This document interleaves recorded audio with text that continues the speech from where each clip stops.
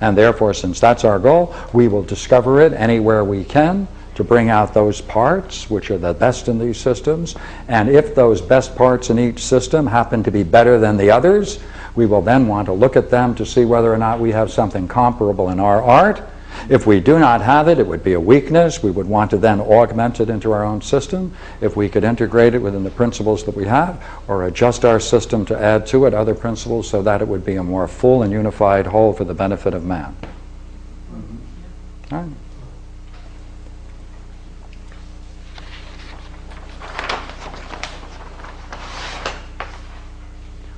So the Greeks then end, this, by the way, everything I put on this board comes principally out of Plato's Republic, comes out of Plato's Gorgias, with a variation or two, I must admit, out of Plato's Ion, Republic, Gorgias, which, by the way, on my notes last week, I misspelled, I was told by some colleagues of mine. I do that a lot. Pardon me? Yeah, yeah. I don't have the art of spelling. Very creative. Thank you. I appreciate that.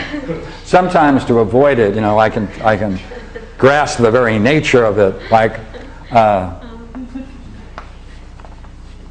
Physician has an I and shepherd has an H. And Judge Renoe. Which one?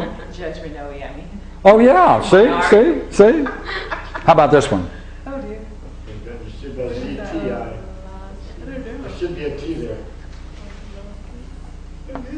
ZT. Psychology. Yeah. Okay, enough foolery. Okay. Now, this is what the Greeks add. This is really very beautiful. This comes, of course, out of Plato's Ion.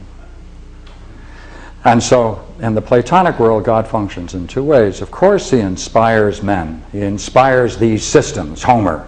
He inspires Homer, divinely inspired, so that therefore when the poet is divinely inspired, there's no mind left in him, and therefore the God can speak through that poet, and therefore man can then be influenced by the divine inspiration in a variety of ways. Right? There's another function of God in the Platonic universe, and that's this one. That God has granted to each of the arts to be able to know some particular work. Now I can add to it what we most need.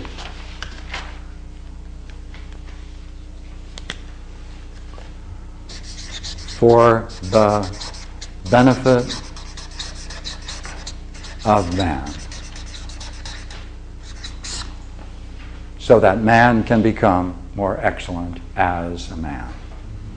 And therefore, that mankind can become more excellent in their relationships both within themselves and with others. That's the goal of this curious game. Now, we still got a problem here. What is it that benefits man among all of these different things? What kind of benefit is way up here on top of them all?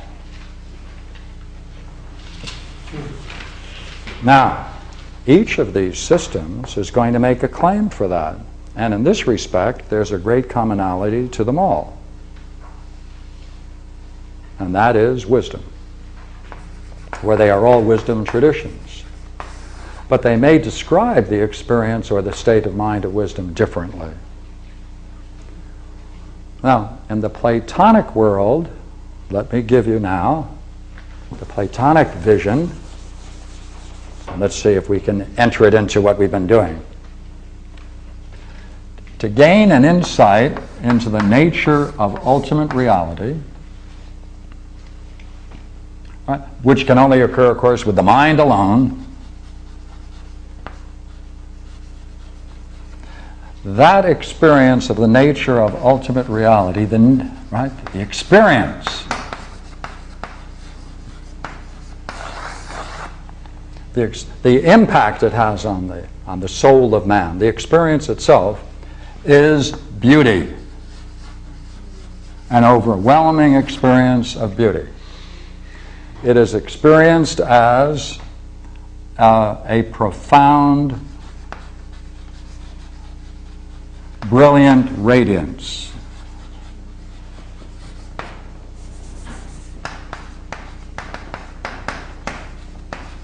How about ecstasy? Pardon me? Ecstasy.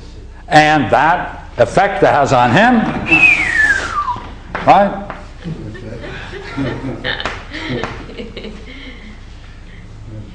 is joy.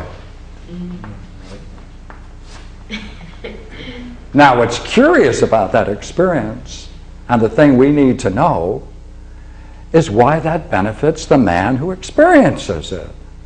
That's all. 2, right? Where's the benefit? And why call it wisdom?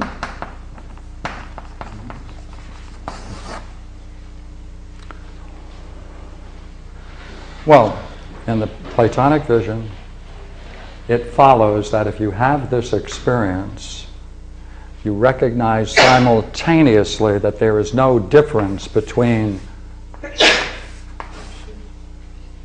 the mind alone that sees it and what it sees are one and the same. Therefore, it's a...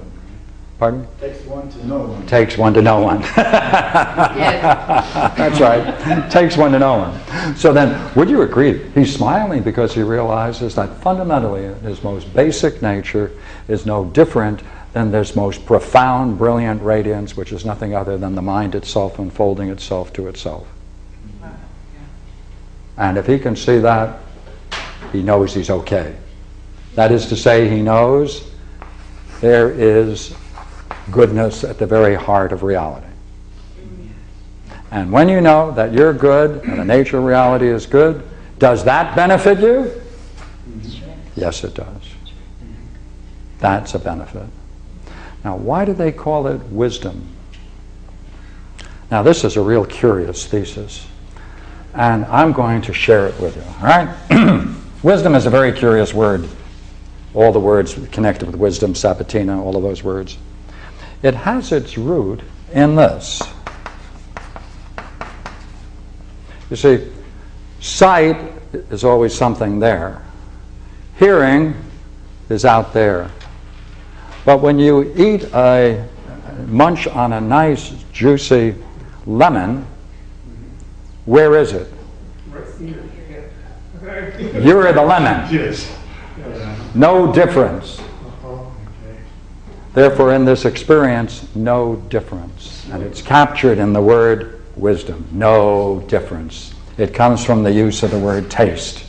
Isn't that curious? Isn't that interesting? So it's beauty then. So it's really... This is an overwhelming experience of beauty. That's very That's interesting right. because the Hindu aesthetic term, the key term in Hindu aesthetics is rasa. That's a R-A-S-A. That's right. Yeah, which That's is right. taste. That's right. Smell. Which is taste. That's right. Same thing. That's right. Comes right out of the same thing. That's right. That's right.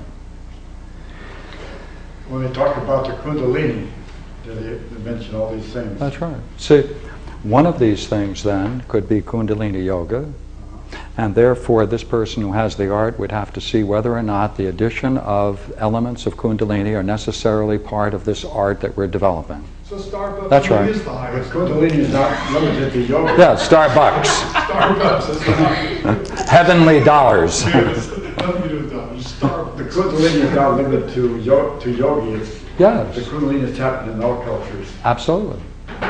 Therefore, would you not agree, this would bring together, all of these together into a fine unity, Kundalini, of course, pranayama, of course, right? All of those things into a union. But what's new? Notice, let's go back and take a look at it. The thing that's over and over brought out is that it is intelligible. It can be shown, give opinions about it, explain, and give a discourse. What's a discourse?